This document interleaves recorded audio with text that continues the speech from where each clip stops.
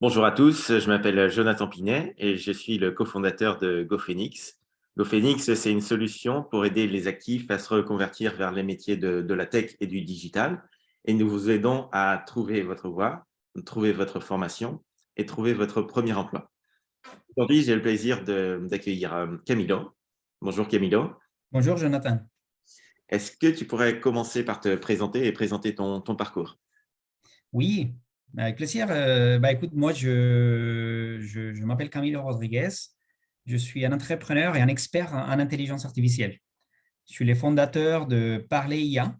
ParlerIA.com, c'est une méthode unique au monde pour apprendre à parler le langage de l'intelligence artificielle pour que n'importe qui, que vous soyez technique ou pas technique, développeur, pas développeur, ingénieur, pas ingénieur, que vous puissiez comprendre qu'est-ce que c'est que l'intelligence artificielle, à quoi ça sert, comment ça marche, et surtout ce qu'elle peut faire pour vous, pour votre business, pour votre métier, pour faire évoluer votre poste.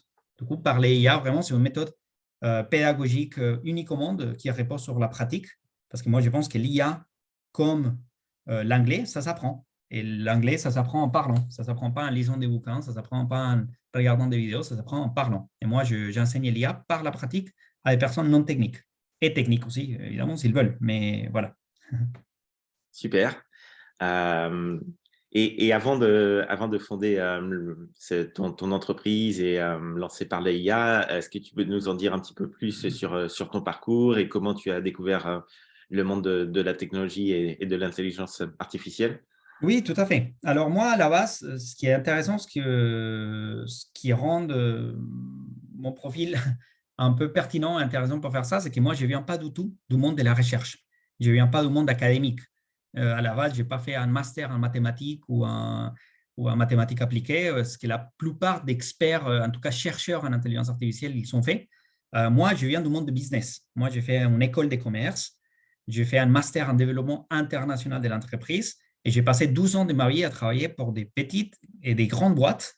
Alors, toujours dans les domaines de la technologie. J'ai travaillé pour Intel, qui est une boîte qui vend des semi-conducteurs. J'ai travaillé pour Acronis, qui est une société qui vend des logiciels de sauvegarde des données. J'ai travaillé pour Devoteam, qui est une société qui travaille dans les services informatiques.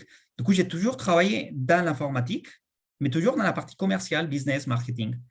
Ça jusqu'à les années 2010, quand j'ai fait une reconversion dans les développements web. J'ai appris à faire des sites web. Je me suis formé dans une école qui s'appelle la 3W Academy. J'ai fait partie d'une des premières promotions de la 3W Academy. C'est un bootcamp intensif de 3 mois dans lequel on rentre. Et alors, pareil, on vient sans base du tout. Et on apprend à faire des sites web from scratch, en PHP, MySQL, JavaScript. Du coup, ce qui est magique, c'est que cette première reconversion professionnelle, ça m'a ouvert les yeux parce que moi, dans ma tête, jusqu'à là, jusqu'à une dizaine d'années, je me disais, en fait, pour faire des sites web, il faut être ingénieur. Il faut avoir fait une école d'ingénieur. Si on n'a pas fait une école d'ingénieur ou si on n'a pas fait un bac technique ou si on n'a pas fait des mathématiques comme un fou, on ne peut pas faire des sites web, on ne peut pas faire des trucs techniques. Or, c'est un mensonge. Et c'est une casse. Alors, malheureusement, culturellement en France, on aime bien mettre les gens dans des casses. Et nous, on croit à ces mensonges et on est convaincu que si on n'a pas fait une formation, on ne peut pas faire un métier. Alors, c'est absolument pas du tout vrai. Jonathan, tu vas raconter ça aux gens qui ont écouté tes podcasts, mais tu témoignes qu'on peut faire des reconversions. Et on peut commencer dans un métier, partir dans un autre complètement différent. Et soit pour se reconvertir, soit pour enrichir ce qu'on a déjà fait. Et ça, c'est très valable. Tu es d'accord avec moi? C'est d'autant plus remarquable qu'il y a 10 ans, 12 ans, les reconversions n'étaient pas aussi à la mode, si j'ose dire, dans le domaine de la tech. Tu devais être un des pionniers pour te lancer dans ce nouveau domaine, hein. C'était comment à l'époque, les idées autour de ce genre de formation? Alors, à vrai dire, je pense que ça évolue, mais je pense que les mentalités en France, ça reste un peu vraiment, on met les gens dans des cases. Et vraiment, c'est la mentalité en France, c'est toi, tu es boulanger parce que ton père a été boulanger avant toi, parce que ton grand-père a été boulanger avant toi, et parce que tes fils et tes petits-fils, ils seront boulangers comme toi. Et en fait, on ne peut pas sortir de cette case. Aujourd'hui, la réalité du monde du travail, et ça nous montre que ce n'est pas du tout comme ça. On ne peut pas faire un seul métier et rester à faire ça toute sa vie. On doit faire plusieurs métiers. Et on doit s'intéresser à plein de choses. On doit faire beaucoup de trucs.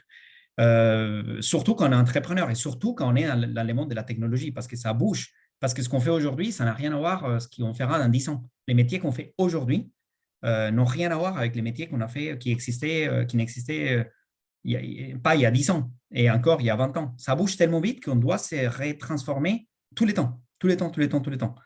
Du coup, c'est ce que moi j'ai fait. Je me suis formé au développement web.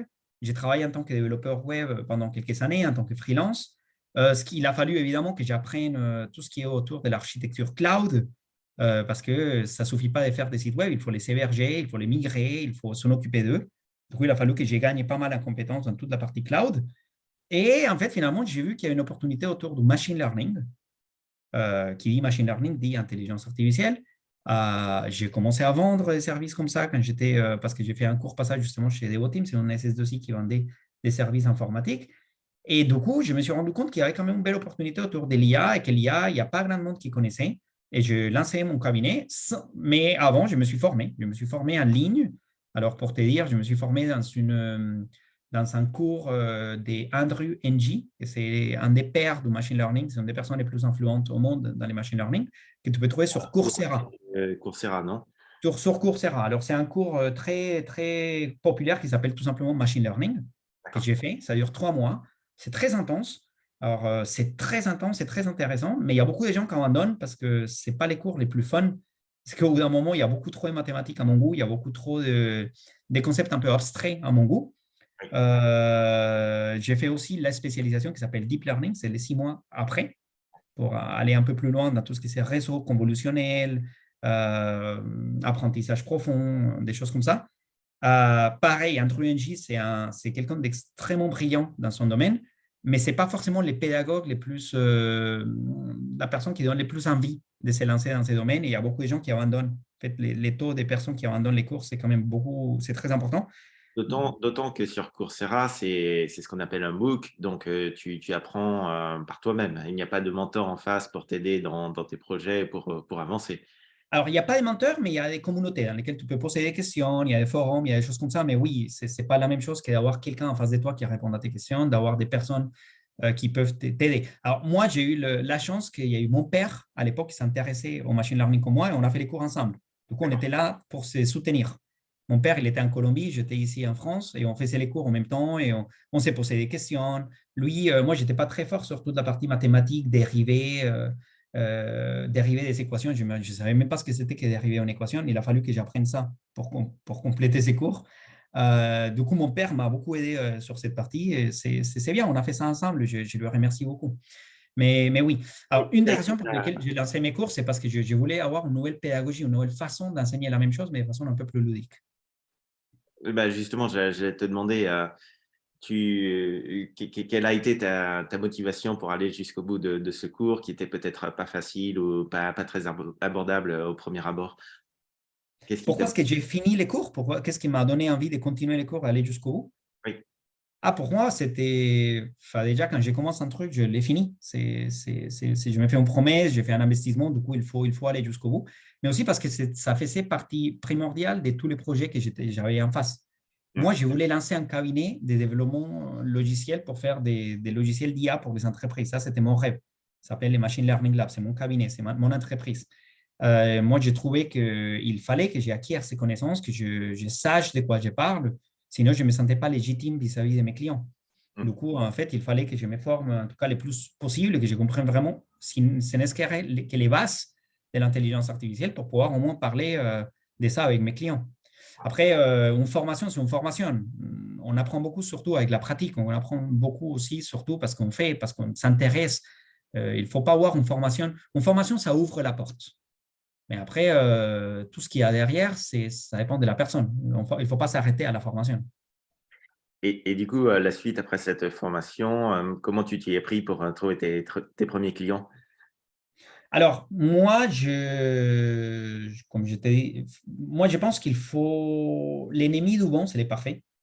Et en fait, une erreur qu'ils font souvent les gens, surtout quand ils se reconvertissent, c'est qu'ils s'attendent à se dire une fois que j'aurai cette formation, une fois que j'aurai une deuxième formation, une troisième, une quatrième, une cinquième, une sixième, je ferai quelque chose.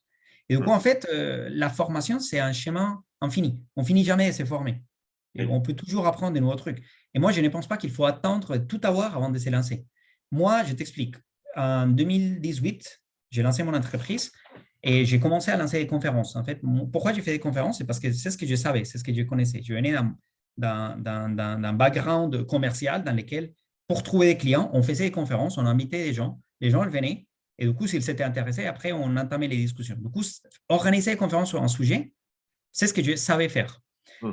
Et je n'ai pas attendu à finir mes formations en machine learning pour déjà organiser la première conférence. C'est-à-dire que j'ai invité la première conférence pendant que j'étais toujours en train de faire les cours. Mais parce qu'en fait, rien qu'avoir fait ne serait-ce qu'une semaine des cours, ça me donne déjà beaucoup plus qu'est-ce que les gens ils viennent. Du coup, en fait, on a déjà quelque chose à offrir. Et on n'a pas, c'est pas grave si on n'a pas fini un cours, on n'a pas fini un module. L'important, c'est on a déjà quelque chose à raconter.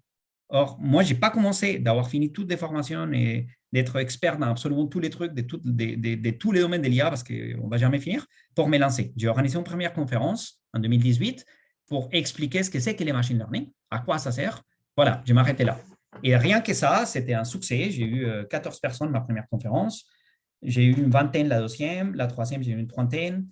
Et après, ensuite, je pense que j'ai organisé les 4-5 dernières années, j'ai organisé plus de 300 conférences, à la fois en ligne et à la fois en présentiel, autour de l'IA, du machine learning, de la data science, des chatbots.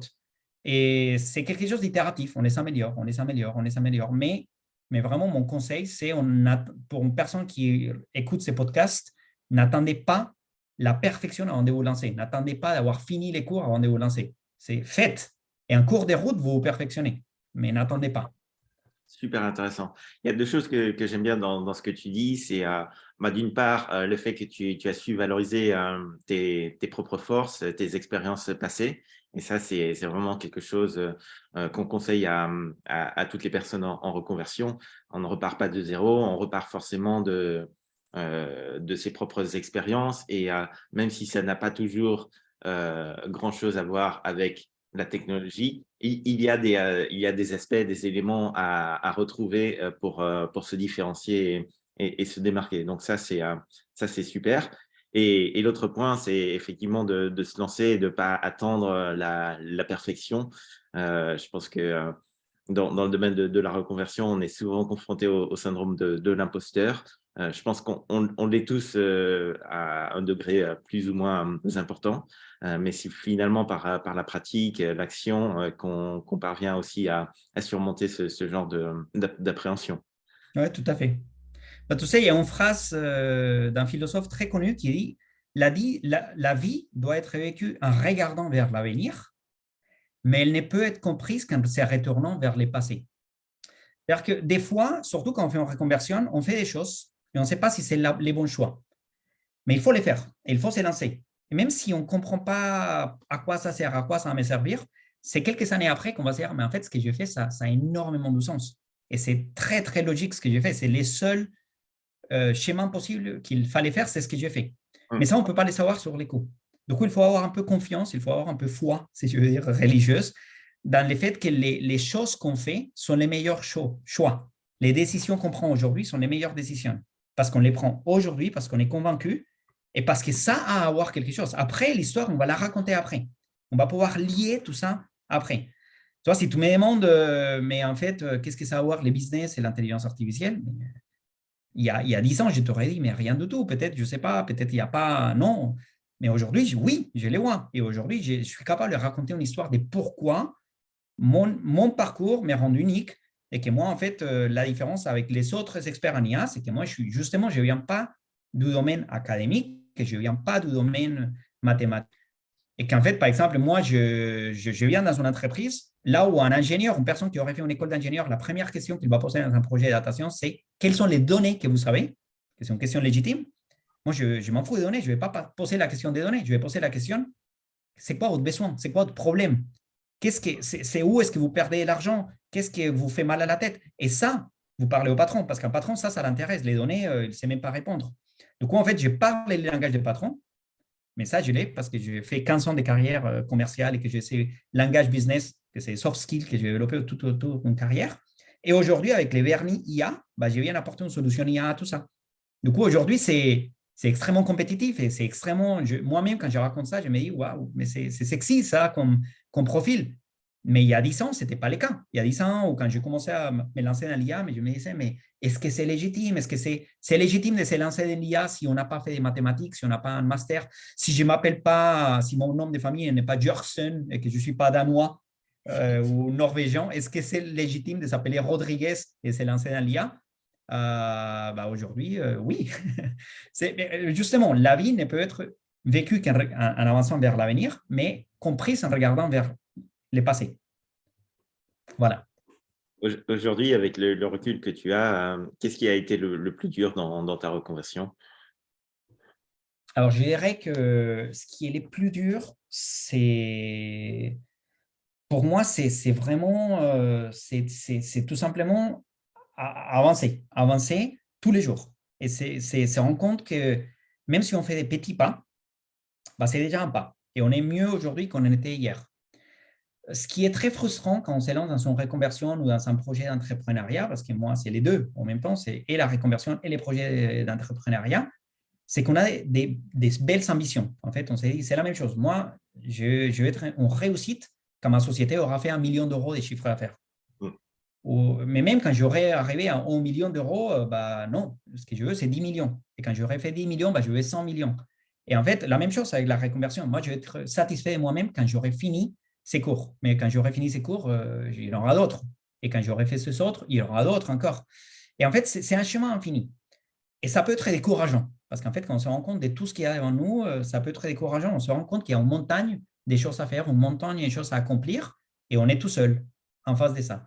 Alors, du coup, ce qui est le plus dur pour moi, vraiment, dans une aventure entrepreneuriale de reconversion, c'est d'être conscient tous les jours, tous les matins, que ce qui compte, c'est les petits pas que je fais aujourd'hui. C'est pas grave si je n'ai pas grimpé la montagne aujourd'hui, je ne vais pas la grimper aujourd'hui, mais par contre, je vais donner un petit pas. Et que faire un petit pas, c'est très bien, c'est déjà très bien parce que j'ai avancé un tout petit peu et je suis plus proche des. En fait, il n'y a pas un but. Je suis plus loin de là où j'ai commencé. Mais être conscient de ça, c'est ce qui est plus dur. Et ne pas se décourager, ne pas se dire ah merde, j'ai pas encore fait les millions ou j'ai pas encore fait, connais pas encore ces types d'algorithmes ou j'ai pas encore fait toutes ces formations que je voulais faire. Tout ça, ça va venir, mais ça prend du temps. Du coup, c'est plutôt être patient et être reconnaissant de ce qu'on a fait. En fait, n'est pas oublier ce qu'on a fait, tous les chemins qu'on a fait. Un petit pas vers la reconversion, ce serait déjà de commencer à écouter tes conférences sur l'intelligence artificielle. Est-ce que tu peux nous en dire un peu plus? Oui, alors effectivement, moi j'organise des conférences, comme je disais, pour enseigner ce que c'est que l'IA, à quoi ça sert, comment ça marche, et c'est des points de vue RH, marketing, communication, et même industrie, que ce soit la santé, l'agro-industriel, la pharmacie. Moi, j'organise des conférences comme ça et j'ai tout un programme à partir de l'année prochaine, en janvier. Il y aura en janvier 2023, il y aura un programme de conférences tous les mardis. Je vais faire ça tous les mardis, a priori tous les mardis à 11 h du matin. Ça va se passer en ligne. Des fois, ce sera en format hybride parce que je travaille avec un incubateur qui me prête des fois les salles. Mais je pense qu'on va travailler dans un format online first, dans lequel on fait des conférences toutes les semaines sur un sujet. Alors, j'invite les personnes qui s'intéressent à l'intelligence artificielle à venir. C'est complètement gratuit. Il faut juste s'inscrire pour avoir les détails des participations, les liens et les invitations. Mais si vous vous intéressez, vous venez. C'est complètement gratuit. Il n'y a aucun compromis. Et du coup, c'est déjà quelque chose de très intéressant. Vous pouvez trouver ça sur mon site web, c'est parleria.com. Ça va vous diriger vers mon site web, une partie où il y a toute la partie formation et la partie actualité qui est en cours de travail. Et du coup, voilà, moi, si vous voulez, si l'IA vous intéresse, que ce soit au niveau reconversion, au niveau entrepreneurial, au niveau projet ou simple curiosité, parce que ça vous intéresse les sujets de l'intelligence artificielle, venez à l'une de mes conférences. Elles sont assez faciles à comprendre, elles sont assez digestes, c'est assez convivial et c'est complètement gratuit. Ça va se passer les mardis, je pense, à 11 h du matin et ça va être a priori, si j'ai le temps et si j'ai la discipline, de les faire toutes les semaines. C'est super. Un grand merci, Camilo, et merci pour ton témoignage. Bah, écoute, merci à toi, Jonathan, pour l'invitation et puis avec plaisir. Et vraiment, pour ceux qui écoutent cette émission, n'ayez pas peur de la reconversion, n'ayez pas peur de oser de nouvelles choses. Rappelez-vous, je pense que Jonathan, tu sais, la vie, elle commence quand on sort de sa zone de confort. Et en fait, les choses magnifiques, elles arrivent quand on sort de la zone de confort, quand on sort des chantiers battus.